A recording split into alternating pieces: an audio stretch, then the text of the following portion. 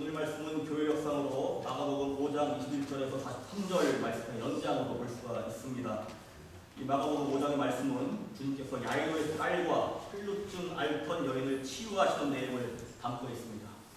예수님의 치유 사역이 공동체의 삶 속에서 어떻게 이어지고 있는가, 어떻게 경험하고 있는가 하는 것이 오늘 말씀의 주제입니다. 사도 바울은 고린도 교회를 하면서 마케도니아의 여러 교회들과 같이 봉헌을 통한 나눔의 생활에 더욱더 열심히 동참하라고 권면하고 있습니다. 예수님께서 그 질병으로 고통받던 사람들을 불쌍히 여기시고 고치신 것 같이 가난이나 질병으로 인해서 어려운 가운데 있는 이들을, 그 이웃들을 외면하지 말라는 것입니다. 이 사도 바울의 음성이 오늘 이 시간에 저와 여러분의 귀에도 똑같이 들리고 있습니다.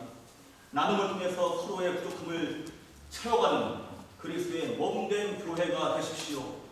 광야의 만나처럼 일용할 양식을 함께 나눠 먹는 사랑의 공동체가 되십시오.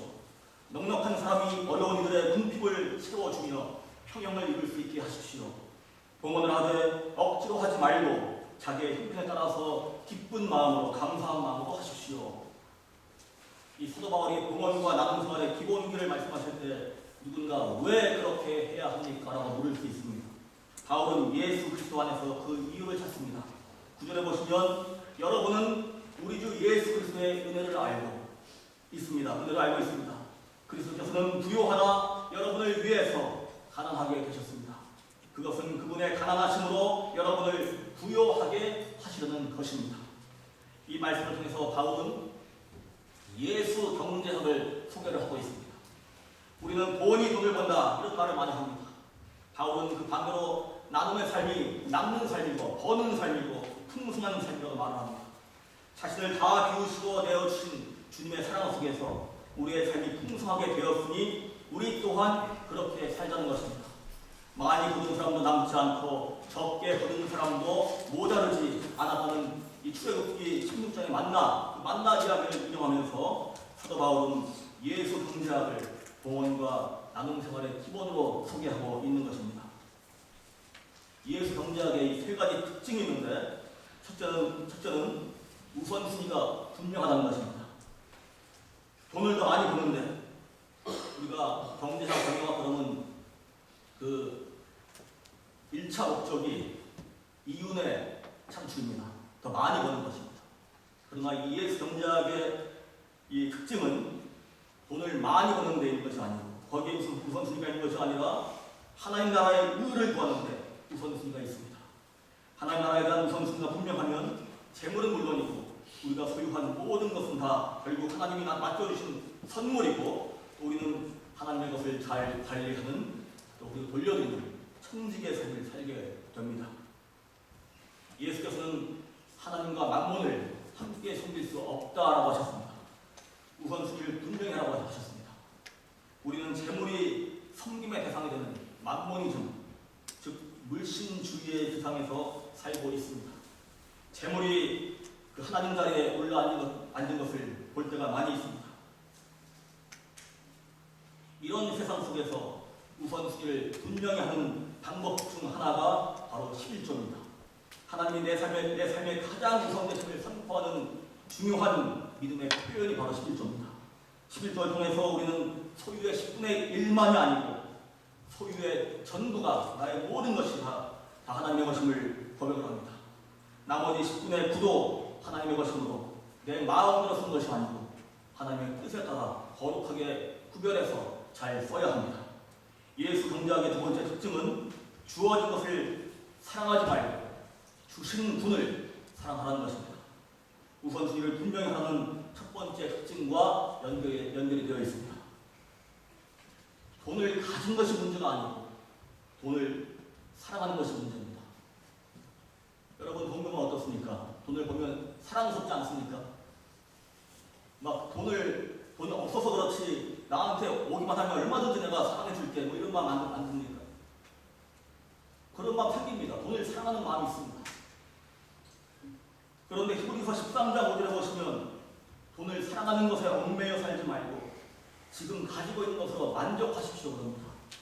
먼저 열심히 일하고 열심히 벌고 열심히 저축하고 또 최대한 나누어가되 지금 나에게 허락하신 하나님의 은혜를 돌아보라는 겁니다.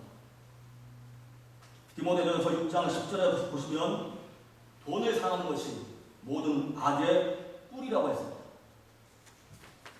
주어진 것을 사랑하지 말고 주신 분은 하나님이십니다. 그분을 사랑하라는 말은 돈을 바라보는 관점을 바꾸라는 것입니다.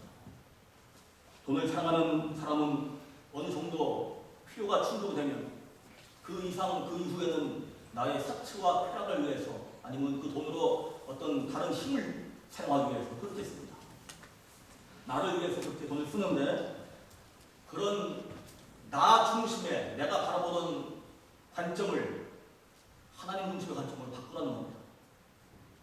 희락 철학 중에 소크라테스의 제자인 아리스티푸스라는 사람이 시작한 그 쾌락주의라는 게 있습니다.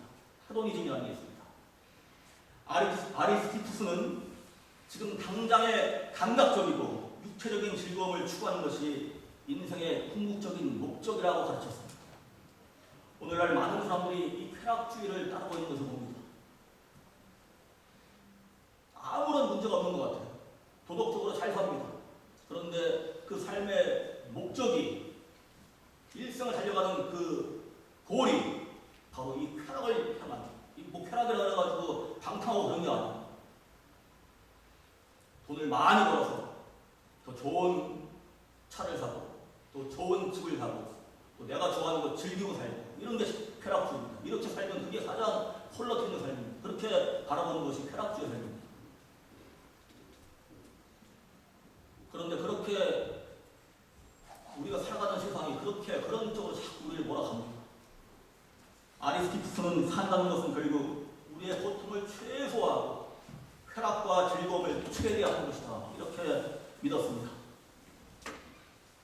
이 쾌락주의는 예수 그리스도의 세계관과 정반대의 입장에 놓여 있는 그런 철학입니다. 사도 바울이 말하기를 내가 바라는 것은 그리스도를 알고 그분의 부활의 능력을 깨닫고 그분의 고난에 동참하여 그분의 죽으심을 본받는 것입니다. 고난을 최소화하는 것이 쾌락주의라고 그러는데 바울은 그리스도의 고난에 동참하겠다고 했습니다. 여러분 차이가 보이십니까? 예수 그리스도의 십자가도 아니고 이 고난에 동참하겠다는 바울의 신학도 아니고 이 땅에서의 성공, 안정, 즐거움만 구하는 이 크리스찬 헤도니즘이 지금 교회에 만연해 있습니다. 예배 시간에 하나님의 뜻을 구하고 예수 그리스도의 제자로 변화하기보다는 내가 은혜 받고 어떤 은혜라는 이름으로 성령 충만이라는 이름으로 내 느낌, 내 감정에 의해서 예배가 좋은 예배가 되고 그렇지 않게 항상 내가 기준됩니다.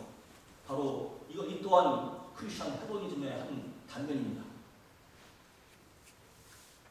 우리는 예수 그리스도를 주님으로 고백하면서도 물질 만능의 시대에 그 가치를 따라서 살아갈 때가 많습니다. 아무리 우리가 도덕적으로 잘 살아도 또 아무리 여러 모든 관계 속에 잘 사는 것 같아요. 이 물질을 바라보는 관점이 달라지지 않으면 하나님 보시기에 실패한 인생입니다. 왜냐하면 돈을 사랑하는 마음이 결국 욕심을 낳게 돼요. 욕심은 죄를 낳고 죄는 사망을 낳기 때문에 그렇습니다. 그 반대로 물질을 바라보는 관점이 달라지고 주어진 것이 아닌 주신 분을 사랑하게 될 때 사치와 쾌락을 위해 사용하던 그 물질을 주님께서 기뻐하시는 곳에 점점 더 많이 사용하게 됩니다. 이 쾌락주의에 빠져있는 우리의 삶과 헤도니즘의 현대인으로 살아가는 우리의 그 삶과 하나님께서 바라보는 돈의 가치, 돈의 관점과 갭이 있습니다.